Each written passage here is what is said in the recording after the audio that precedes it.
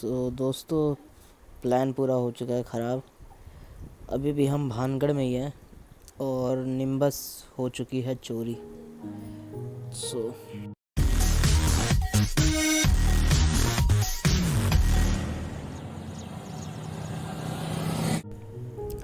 Hello friends and welcome back to my channel.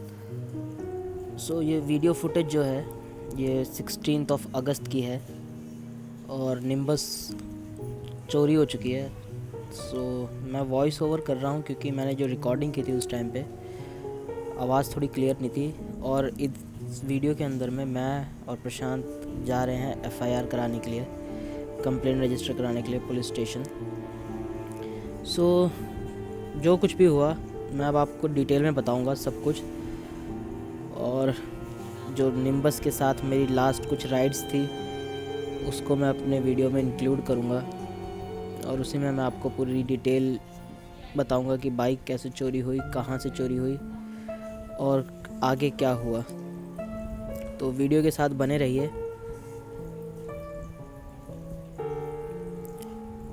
तो अब जैसा कि आपने लास्ट वीडियो में देखा था, 15 अगस्त को हम निकल रहे थे भानगढ़ से, बट प्रशांत की बाइक पंचर हो गई थी तो हम निकल नहीं पाए। जब पंचर हमने ठीक करवाया तब तक अंधेरा हो चुका था और यहाँ पे है अरावली हिल्स। थोड़ा एरिया थोड़ा डेंजरस है क्योंकि यहाँ पे जानवर वानवर होते हैं और चोरी चकारी भी बहुत ज़्यादा होती है, लुटेरे वुटेरे होते हैं। लोगों ने हमें ऐसा बताया, जिससे हमने बाइक का पंचर ठीक कराया था उसने हमें ये चीज़ बताई थी। इसीलिए हमने डिसाइड किया कि हम भानगढ़ में जहाँ पे होटल मिलता है वहीं पे रुकेंगे। भानगढ़ के पास ही सफारी रेस्टोरेंट करके होटल का नाम था। मैं, प्रशांत, धीरज और नितिन भाई वहीं रुके थे। उसका फुटेज मैंने आपको रात में दिखाया था कि हम होटल के छत पे थे। तो हमारा प्लान ये था कि 16 अगस्त को हम निकलने वाले थे भानगढ़ से दिल्ली के लिए ऑलमोस्ट 4 AM पे। बट 4 AM पे निकलना थोड़ा मुश्किल था क्योंकि अंधेरा था और रिस्क तब भी था। हमने सोचा कि हम थोड़ा उजाला होने पे निकलेंगे 6 बजे के आसपास। बट जब हम 6 बजे के आसपास तैयार हो रहे थे, 6 बजे के 5 मिनट हुए थे कुछ, हम तैयार हो रहे थे, तब तक जो रेस्टोरेंट का एक तरीके से मैनेज कर रहा था उस टाइम पे, जो उसने हमें आके बोला कि सर आपकी एक बाइक बाहर नहीं है। हमने उससे पूछा कि भाई ऐसा कैसे बाइक बाहर नहीं है, क्या मतलब होता है। हम बाहर जब आए तो देखा मैंने कि निम्बस वहाँ पे सच में नहीं थी और मेरा दिमाग बिल्कुल नहीं चला कि क्या हो रहा है, कैसे हो रहा है। मैंने प्रशांत को बुलाया। हमने बात की वहाँ पे लोगों से। वो कह रहे कि आज तक पहले कभी चोरी हुई नहीं है, अब पता नहीं कैसे क्या चोरी हुई है, क्या हुआ है। लोगों की पहला रिएक्शन था लोगों का कि भाई क्या पता कोई आदमी हो, दारू वारू पी के आया हो, बाइक चुरा के ले जाके भानगढ़ के किले के पार्किंग में छोड़ा हो। पहले वहाँ देख के आते हैं।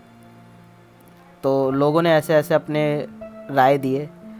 तो उस टाइम पे मैंने वहाँ के जो लोकल पुलिस इंचार्ज होता है उनका नंबर लेके उनको पहले कॉल किया, पहले एफआईआर रजिस्टर करवाई। एफआईआर तो रजिस्टर नहीं हुई, एटलीस्ट कम से कम उनको बुला लिया कि वो कुछ कम से कम कुछ ढूंढे, कुछ पता करे बाइक के बारे में।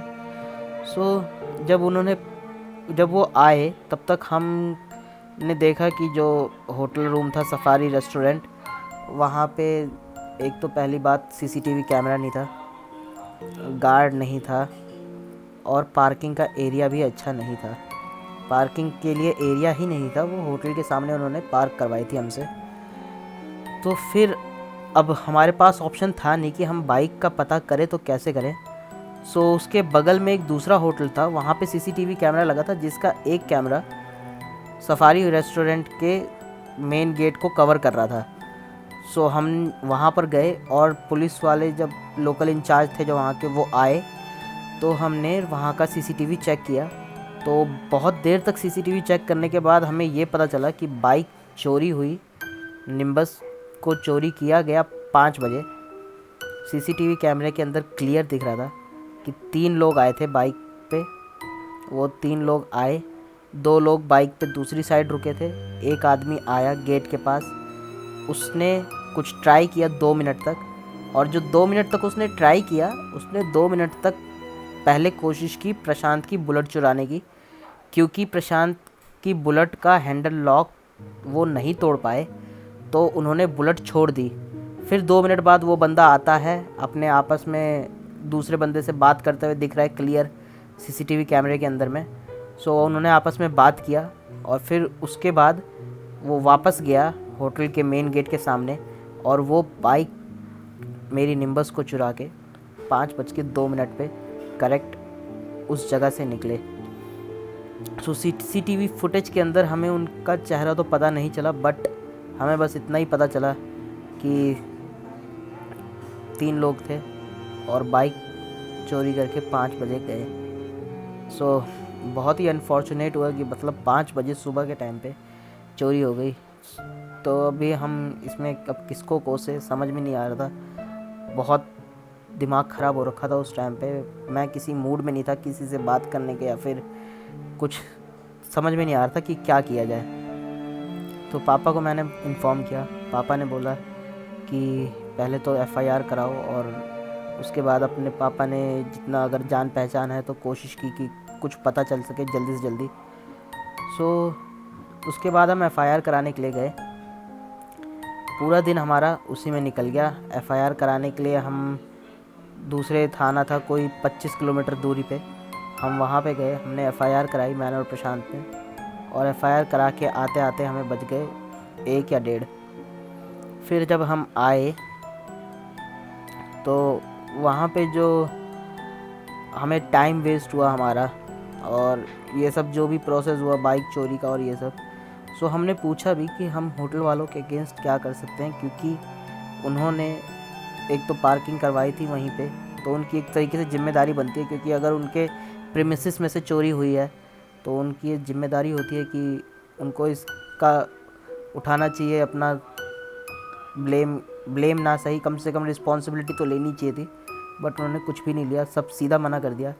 उन्होंने बस हमने बोला कम से कम एटलीस्ट बाइक चोरी हुई है तो कुछ हेल्प करो, कुछ वो करो। तो उन्होंने बहुत ही दरिया दिली के साथ, जो कहूँगा मैं, कि बड़ी मुश्किल से उन्होंने 2 लोगों को छोड़ने के लिए पैसे दिए।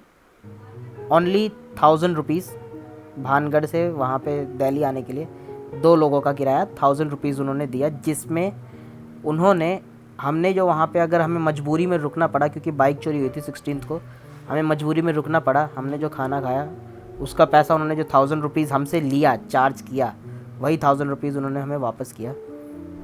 सो जो हमारा एक्सपीरियंस था बहुत ही ख़राब हो गया होटल वालों के साथ में। और मानता हूँ हमारी गलती बस इतनी थी कि हमें रात में हम ऐसी जगह में रुक गए, हमने चेक नहीं किया था कि भाई यहाँ पे सीसीटीवी कैमरा नहीं है। रेड फ्लैग्स थे लेकिन हमने उस पर ध्यान नहीं दिया।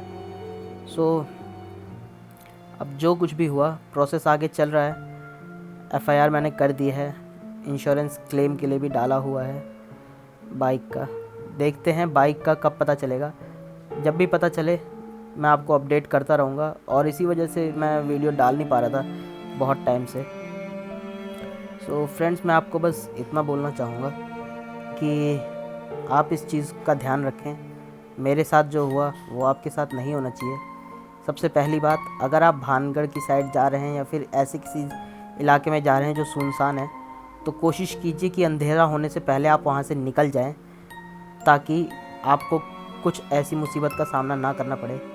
और दूसरी बात, जैसे अगर आप कहीं मजबूरी में आपको रुकना भी पड़ जाए, तो कुछ भी हो जाए सफारी रेस्टोरेंट पे मत रुकिएगा, क्योंकि वहाँ पे जो फैसिलिटी है बहुत ही बेकार थी। उनका बिहेवियर बहुत ही बेकार था बाइक चोरी होने के बाद से। तो वहाँ पे मत रुकिएगा। और सबसे पहले अगर कहीं भी आप रुकते हैं तो पहले देख लीजिए कि वहाँ पे पार्किंग का एरिया है कि नहीं। गार्ड, स्पेसिफिकली गार्ड होना चाहिए, सीसीटीवी कैमरे होने चाहिए, और होटल वालों की रिस्पॉन्सिबिलिटी उनको लेना चाहिए कि एटलीस्ट कुछ, क्योंकि आप अगर किसी होटल में रुकेंगे तो आप अपनी ये बाइक या कार पे आ रहे हैं, तो ऐसा तो हो नहीं सकता ना, आपको बाइक या कार तो खड़ी करनी पड़ेगी। अगर उनको रिस्पॉन्सिबिलिटी नहीं लेनी थी तो उनको हमें पहले बताना चाहिए था ये चीज़, ताकि हम वहाँ नहीं रुकते। लेकिन ऐसा उन्होंने कुछ भी नहीं किया, और चोरी होने के बाद उन्होंने सारा ब्लेम उल्टा हम पे डाला। क्या मतलब, उन्होंने किसी चीज़ का रिस्पॉन्सिबिलिटी लिया ही नहीं, सीधा ये कहूँगा मैं। सो यही सब बात मैं आपके साथ शेयर करना चाहता था, लेकिन इतना टाइम हो गया मैं कर नहीं पा रहा था। मेरा मूड ख़राब था बहुत ही ज़्यादा, और उसके ऊपर से ऑफिस का काम का प्रेशर था, तो इस वजह से मैं रिकॉर्ड भी नहीं कर पा रहा था वीडियो। बहुत से लोगों को, बहुत फ्रेंड्स को मेरे पता भी नहीं है कि बाइक चोरी हो चुकी है। सिर्फ कुछ ही गिने चुने हैं जिनको पता है कि बाइक चोरी हो चुकी है।